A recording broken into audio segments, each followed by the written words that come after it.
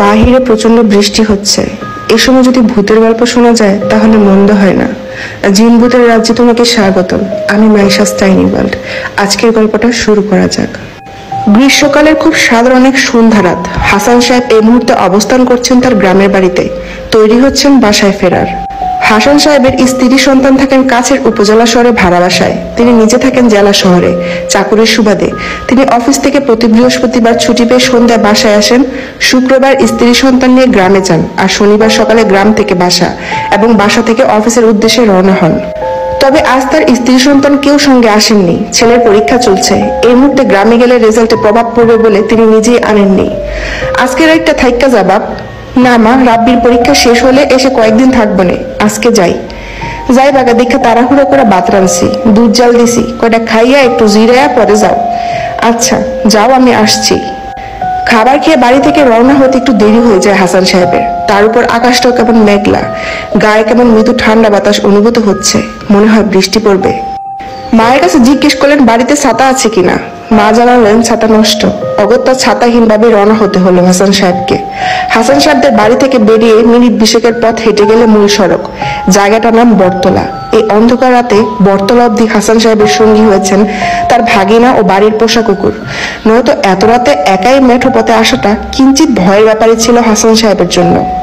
কারণটা মোটেও যে সে নয়, বরং এই মেঠো পথে সন্ধ্যার পর মানুষের যাতায়াত থাকে না বললেই চলে। বটতলার পাকা সড়কের মোড়ে হাসান সাহেবের বেশ অনেকক্ষণ যাবৎ দাঁড়িয়ে থাকতে হয় গাড়ি পেতে। শেষমেশ একটা পিকআপের দেখা মিলে। ভাগিনাকে বিদায় জানিয়ে সেটাতে উঠে পড়েন তিনি। পিকআপে তিনি আর ড্রাইভার ছাড়া কেউ নেই। দুজনে এই ব্যাপার নিয়ে কথা বলতে বলতে এগুচ্ছিল।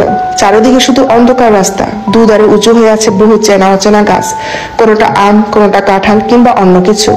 মাঝে মাঝে ফাঁকা জমি, দূর দূরান্ত পর্যন্ত আর কিছুই নেই। গাড়ি সেগুলো অতিক্রম করে যেতে সময় মনে হচ্ছিল যেন গ্রামীণ সেই অন্ধকার ছায়াময় দৃশ্যগুলো দৌড়ে পিছনের দিকে যাচ্ছে। কি এক চমৎকার ভয়ঙ্কর সময়। মিনিট 10 পর গাড়ি যখন এক মাজারের সামনে এসে পৌঁছালো, তখন মনে হলো এক লোক মাজারের সামনে দাঁড়িয়ে গাড়ি থামাতে ইশারা করছেন। গাড়ির হালকা আলোয় মনে হলো লোকটা সুটেড বুটেড। ড্রাইভার গাড়ি থামিয়ে ওনাকে জিজ্ঞেস করলেন কোথায় যাবেন। তিনি শুধু বললেন চলেন দেখি। তিনি উঠলেন পিকআপে, আবার চলতে থাকে।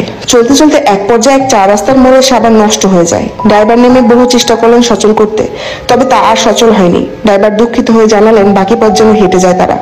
অগত্যা হাসান সাহেব হাতের ব্যাগ নিয়ে হাঁটা ধরলেন রাস্তা ধরে।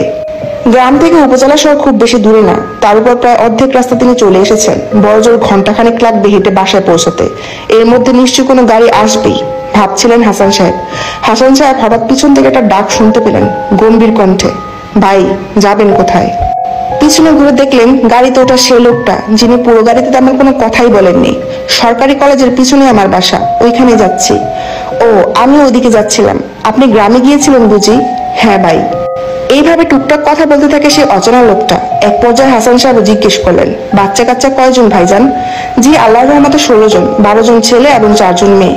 হাসান সাহেব কিছুটা অবাক হন। লোকটার বয়স 35 কিংবা 40-এর বেশি হবে না।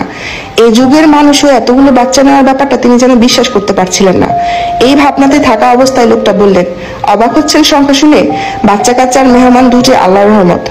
আল্লাহ আমাদের উপর যত বেশি খুশি থাকেন তিনি আমাদের এই দুটো জিনিস তত বেশি পাঠান। আর আমরা বিদায় নেওয়ার পর আমাদের জন্য দোয়া করার জন্য হলো বাচ্চা কাচ্চার প্রয়োজন। বাইরের মানুষ না হয় 2-4 দিন মনে পড়বে দোয়া করবে, নিজের ছেলে মেয়ে তো প্রতিদিন দোয়া করবে। জি ঠিক বলেছেন আপনি। হাসান সাহেবের হাতের ব্যাগটা রেখে সিগারেট জ্বালান। তিনি নিয়মিতই সিগারেট খান, তবে সিগারেট জ্বালানোর পরপরই খেয়াল করেন সে অচেনা লোকটা কোথাও নেই। তিনি কিছুক্ষণ অপেক্ষা করেন লোকটার জন্য, ভাবেন হয়তো প্রাকৃতিক ডাকে সাড়া দিতে আশেপাশে আছেন। তবে মিনিট 5 পার হয়ে যাবার পর যখন তিনি দেখলেন ফিরলেন না, তখন হাসান সাহেব আবার রওনা হন নিজের গন্তব্যের উদ্দেশ্যে। সিগারেট শেষ হওয়ার কিছুক্ষণের মধ্যে আবার পিছন থেকে হুট করে সে লোক হাজির। কোথায় ছিলেন ভাই? আশেপাশে তো খুঁজলাম, পেলাম না। ছিলাম ভাই, আশেপাশেই ছিলাম। তা ভাই আপনার বাসা কোথায় বললেন না তো? আমার যেখানেই রাইত সেখানেই গাইত। হাসান সাহেব হাঁটতে থাকেন, ভাবতে থাকেন লোকটা কেমন যেন অদ্ভুত ভাবে অদ্ভুত ব্যাপার নিয়ে কথা বলছেন। যেমন কবরস্থানে রাতে নাকি কারা বসে থাকে, কালো জাদু কিভাবে করা হয়, জিন ভূত প্রেত ইত্যাদি। তিনি মনে মনে ভাবেন লোকটা কোনো তান্ত্রিক সম্ভবত। এইসব ভাবতে ভাবতে হুট করে দ্বিতীয় সিগারেট জ্বালাতে মেসে খোঁচা দিতেই যেন ঠিক মুহূর্তের মধ্যে সে লোক কথা বলা থেকে উদয় হয়ে গেলেন। আশেপাশে নেই তো নেই, টর্চের আলোতে কিছু দূর দেখা যাচ্ছে না। শুধু দূর থেকে কারো চিৎকার করা রাগী কণ্ঠে শোনা যাচ্ছে একটাই কথা, সিগারেট ফেলে দে, সিগারেট ফেলে দে। এবার হাসান সাহেব কিছুটা বিব্রত হলেন, ভাবতে থাকেন কি হচ্ছে এসব, তিনি এত দ্রুত গেলেন কোথায়, আর শব্দটা কোথা থেকে আসছে, অশরীরী নয় তো? হাসান সাহেব কিছুটা ভয় পেয়ে যান, ভয় সিগারেট জ্বালিয়ে এক হাতে রেখে বাকিটা পথ এগুতে থাকেন। তার ভাগ্য হতে তার সহায় ছিল, একটা টমটম পেয়ে যান রাস্তায়, সেটাতে করে একদম বাসার পাশে নেমে বাসায় চলে যান। বাসায় ফিরে স্ত্রীকে সব বলার পর স্ত্রী বলেন, এবারের মতো বেঁচে গেছো, হতে পারতো ওটা না তোমার ক্ষতি করে বসে। হাসান সাহেব রাতে গোসল করে ঘুমিয়ে পড়েন, তবে আবার শেষ রাতে তার কাঁপুনি দিয়ে জ্বর আসে। স্ত্রী রাতে মাথায় পানি ঢেলে স্বাভাবিক করার চেষ্টা করেন। হাসান সাহেব পরদিন সকালে জানান তিনি স্বপ্নে সেই লোককে দেখেছেন যিনি বারবার বলছিলেন, সিগারেট জ্বালাতে না করেছিলাম না, শুনলি না? স্ত্রী এসব শুনে স্থানীয় মসজিদের হুজুরকে খবর দিয়ে বাসায় এলে পুরো ব্যাপারটা শেয়ার করলে হুজুর কিছু জারফুক ও তাবিজ দিয়ে যান। এরপর হাসান সাহেব আর অসুস্থ হননি এ ব্যাপারে।